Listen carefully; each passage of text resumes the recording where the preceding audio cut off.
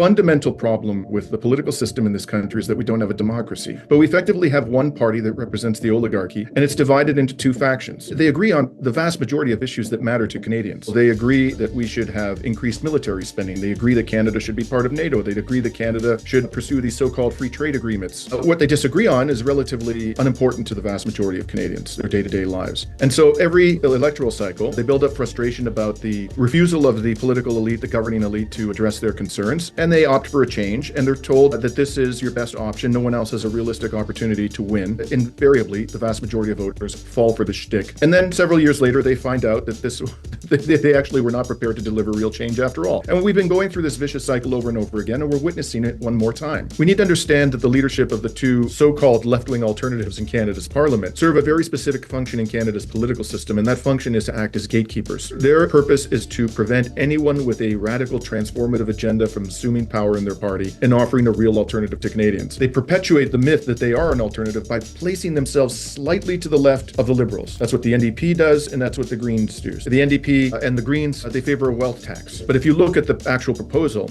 it's peanuts. It's not going to fundamentally alter the problem of inequality in this country. So they come up with this little band-aid of a solution. It's no solution at all. This pathetic wealth tax. And that is enough to position themselves as a progressive alternative to the Liberals. But at the end of the day, they are not. This is the game they're playing in the public discourse in this country.